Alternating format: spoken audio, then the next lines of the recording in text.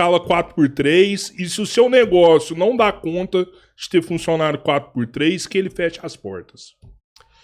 Eu vejo isso afastando as pessoas. Assim, ó, a questão da escala, eu acho que eu tenho feito o debate dessa maneira. Até porque é cheio de pequenos trabalhadores que têm pequenos negócios que se sentem ameaçados com esse tipo de situação. O que eu tenho dito? Quem vai se ferrar na ponta, tá? Né? Mas eu acho que é viável. Sabe por que é viável? A gente tem que lutar pelo 4x3 para não baixar antes da luta. Tá? Mas eu acho que no primeiro momento não vai ser isso que a gente vai fazer. Vai ser o 5x2. Isso eu acho que é perfeitamente viável. Eu sou contra rebaixar a luta antes de começar. Então a gente tem que começar batendo no 4x3, porque a luta é muito dura, porque eu acho que é perfeitamente possível a gente ganhar o 5x2. Que ninguém mais aguenta 6x1. E aí ninguém vai ganhar nem perder. Né? E assim, o pequeno negócio tem que entender o seguinte, se o trabalhador dele tiver melhor, ele é mais produtivo. Esse é um ponto. Um trabalhador que não está exausto, acabado, né, ele vai, inclusive, trabalhar melhor. Segundo, você pode trabalhar com escala. Você pode trabalhar o seu negócio 7x0, você ter 2 equipes. E aí você vai ganhar no que você vai vender mais, seja pelo aumento da carga horária que você está oferecendo de serviço, seja pelo aumento de produtividade. E esse aumento vai pagar o funcionário que você vai pagar a mais. Por que eu estou dizendo isso? Porque isso já aconteceu em outros lugares do mundo. A gente já tem essas experiências em outros lugares do mundo. E aconteceu mais ou menos nesse sentido. Se tem aumento de produtividade quando o trabalhador está menos cansado para trabalhar. Porque hoje em dia tem um grande debate que está acontecendo agora, assim, a geração Z não quer trabalhar. Sabe? E o que eu tenho dito? Eu sou um cara do início dos anos 80. Tá? A minha geração, ela ainda achava que o futuro seria melhor que o presente. Eu, quando era guri, que nem a gente fala lá no Rio Grande do Sul, eu achava que eu ia ter melhores condições de vida que meus pais. Eu ia poder entregar para meus filhos, por exemplo, uma escola privada, que eu nunca tive acesso, sabe? Eu poderia entregar para meus filhos a oportunidade de conhecer lugares, conhecer o mundo. Eu nunca saí do Brasil. Quer dizer, o Mercosul até fui depois de velho, mas eu nunca cruzei o oceano, nunca fui para os Estados Unidos. Eu não tenho passaporte. Né? Até hoje eu fui para o Uruguai, para a Argentina, porque não precisa.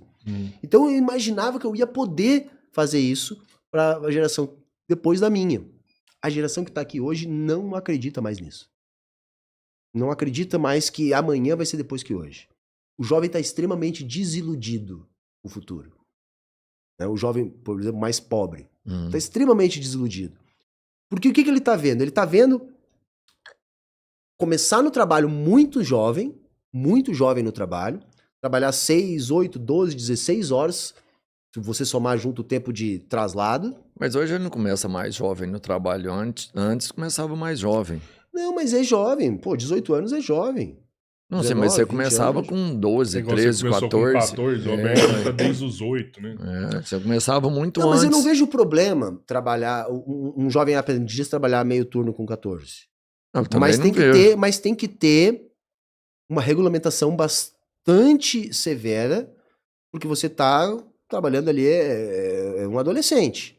Eu comecei a trabalhar com 14 anos, mas o meu primeiro emprego foi num museu que tinha lá, numa extensão da Universidade Federal lá na minha cidade. Sim. Que era uma escola, O meu trabalho era meio turno, então eu ia pra escola de manhã, à tarde, o meu trabalho era o quê? Era pedir para as pessoas assinarem um livro do museu antes de sair. Eu não vejo mal nenhum numa pessoa de 14 anos fazer esse tipo de trabalho. Agora, uma coisa é isso, outra coisa é você trabalhar no canavial com 14 anos.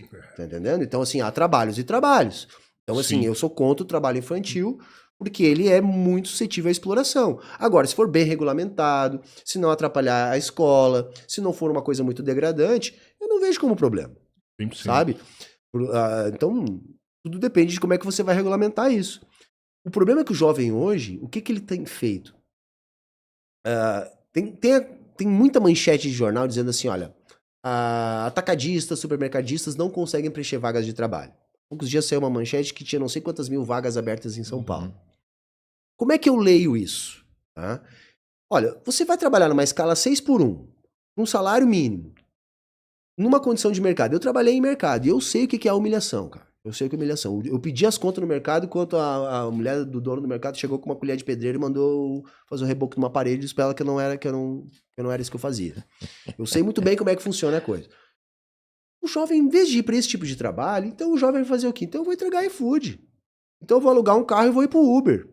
Por que aí? Eu vou ser tão massacrado quanto, mas o dia que eu tiver de saco cheio, eu não ligo meu telefone e fico em casa. Em casa. Tá entendendo? Sim. Eu vou ganhar mal, eu vou me massacrar, mas eu não vou estar ali com a humilhação do meu chefe que tem aquela síndrome do pequeno poder, né, cara? Não, e às vezes vai ganhar até mais que o salário mínimo que vai ganhar.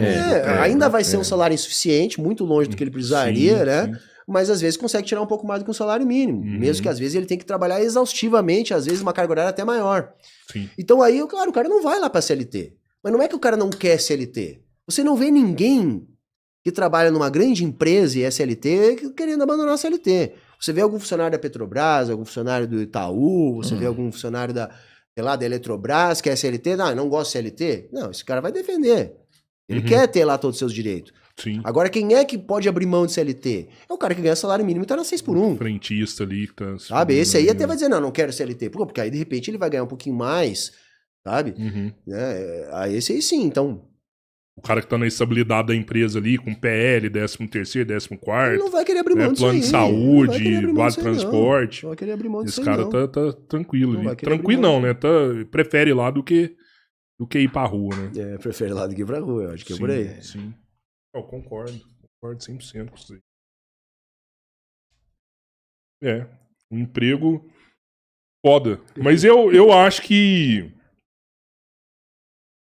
eu queria mesmo era ver a revolução, cara. Eu torço pela revolução. Eu tenho medo da revolução. Por quê? Porque, pelos exemplos que a gente tem, e eu já falei isso outras vezes, não é o seu caso, não é do Jones, são pessoas que realmente acreditam. Eu falo, quem vem aqui e fala, que se posiciona pela ideologia, esse cara eu acredito nele, ele é de verdade. Esse cara não é sobre ele. Mas é pelos grandes representantes que a gente tem do comunismo, por exemplo, dentro do Brasil. Talvez o mais famoso deles seja o Dino. Eu tenho medo de alguém como ele num poder. E ele já tem muito. Cara, assim... Você entende? É o representante que a gente tem máximo aí, mano. Eu entendi o que você quis dizer, mas pra mim, cara, o Flávio Dino... O cara que eu gosto dele, simpatizo. Também gosto, Flávio, de nada contra assim, tá? Não é um revolucionário. Ele não é comunista, o Dino não é comunista. Eu não gosto de taxar as pessoas de uma coisa ou outra, sabe? Porque eu não conheço ele a fundo pessoalmente. Mas assim, se ele é comunista, eu não sei, não tem feito nada nesse sentido. Não tem entrado pra luta, Só fala. né? Só fala. Mas o que ele fala, tio?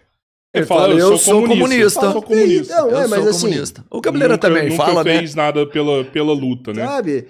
Eu acho até que ele foi um governador, pelo que a gente ouve falar daqui, bom, pelo menos para os professores, todo mundo fala que ele foi um bom. Acho que ele é um bom debatedor. Acho que ele foi governador do Maranhão, né?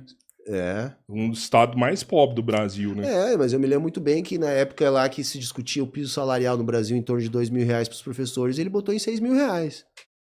Caramba, isso foi ele. Sério? Entendeu? Que tinha quase uma caravana de professor querendo trabalhar no Maranhão. Aí, olha pra você ver o tanto que é interessante. Ele ganhou um conceito comigo. Porque eu acho que o professor tem que ser um dos mais valorizados. Nossa, é uma das bases mais importantes que a gente tem. Cara, assim, o professor hoje, cara, eu sou professor há 20 anos. Eu comecei a dar aula muito jovem, ainda estava na metade da faculdade, eu comecei a dar aula. Todo mundo quer determinar como é que vai ser a educação. Você vai ver quem é que está formulando as políticas educacionais, você vê advogado, você vê administrador de empresa, sabe? Isso me incomoda demais, Eu acho que a educação ela tem que ser pensada por profissionais da educação. E quando você vai no médico, e o médico dá o diagnóstico, você não questiona o médico. Entendeu? Você vai no escritório de advocacia, o advogado dá a linha lá que é a sua defesa, ou o seu processo.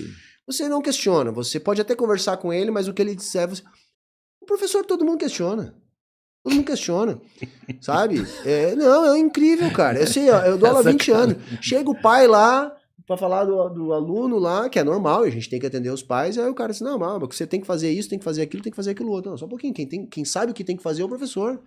É seu direito defender seu filho, vir aqui interrogar o professor e saber o que o professor está fazendo. Agora, dizer o que o professor deve fazer, como é que ele deve dar aula, que matéria que ele tem que dar, isso é coisa que o professor que tem que saber, sabe? E isso até nem é uma posição comunista que eu vou falar. Essa é a minha posição enquanto profissional de educação. Eu acho que menos é mais. Hoje em dia, tá, se fala muito em colocar um monte de caixinhas. Não, porque tem que ter aula de empreendedorismo, porque tem que ter aula de matemática financeira, porque tem que ter aula disso, daquilo. Eu acho que a gente tem que ter aula do básico, sabe? Português, matemática, história, geografia, bonitinho ali. E aí você tem mais espaço, porque, por exemplo, você tem uma carga horária limitada dentro da educação. O número máximo de períodos você pode dar por semana ali. Se você tem 10 disciplinas, você tem 20 minutos, 30 minutos por semana para trabalhar cada disciplina. Você não trabalha nada. Não faz nada. Entendeu? Então agora, se você tem 4, 5 disciplinas, mas tem tempo para trabalhar com o aluno, tudo isso, por exemplo, eu defendo sim que a gente tem que ajudar os alunos a administrar a renda familiar, esse tipo de coisa. Eu acho que é um conteúdo ok para trabalhar. Mas não precisa ter uma matéria específica para isso. Entende? Se os professores têm espaço para trabalhar, isso pode ser trabalhado na aula de matemática, pode ser feita uma parceria do professor de português com o professor de matemática, professor de geografia, com o professor de... Sabe?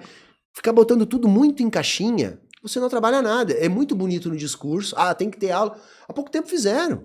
Criaram um engodo. Tá? Tipo assim, projeto de vida, educação financeira. Primeiro que não tem faculdade no Brasil de educação financeira. Aí quem é que vai dar educação financeira lá na ponta? É aquele professor que está com carga horária sobrando. Entendeu? Fechou os períodos aqui, não, fulaninho lá precisa de mais um período, dá pra ele. Que nem tem especialidade, não tem e nem conhecimento. sabe e aí tu não tem um programa de disciplina organizado. Nunca me deram. Mas se eles um dia me dessem pra dar aula de projeto de vida, que a minha filha tava tendo aula, sabe o que ia ser meu projeto de vida? Transformar todo mundo em comunista. Porra, achei que você não ia falar a verdade. Tá dando ruim. Achei que eu não ia falar a verdade. Ia transformar todo mundo. Claro, mas assim... Mas eu acho que a escola integral resolveria todos esses problemas, não? Mas a escola integral também... Eu sou a favor da escola integral, mas não para ser um depósito de aluno. Não adianta isso simplesmente ir botar ali lá o aluno lá e tá, e o que tu faz com ele? E o que tu faz com ele o dia inteiro? Exato, mas tu tem que ter estrutura, tu tem que ter corpo docente, sabe? A escola de tempo integral, ela vai ter que trabalhar outras áreas que para mim são fundamentais na formação dos alunos. Por exemplo, a minha companheira tem um projeto já de, 10 anos que ela trabalha teatro na escola. Né? Essencial. Sabe? Porque ela fez muito tempo de teatro, eu também fiz um pouco de teatro. Essencial. E é transformador na vida dos alunos, cara. Não que depois eles vão ser atores da Globo ou de teatro. Não é isso. Mas eles aprendem a desenrolar melhor. Até numa entrevista de emprego, numa coisa assim. Timidez. Aprende a ser colaborativo com o outro, porque no teatro o outro lá errou uma fala, esqueceu uma deixa, você tem que salvar o outro. Então você aprende também lógica de grupo. Aprende a não levar a mãe para pedir o primeiro emprego. É um monte de coisa. A galera levando a mãe. Claro, então assim, sabe? Então assim, se você vai ter uma escola de tempo integral, pô, você tem que ter um auditório bom para poder fazer um teatro, você tem que ter uma quadra boa para poder praticar esporte, sabe? Você tem que ter profissionais habilitados e capacitados para trabalhar esse tipo de coisa. Tem que ter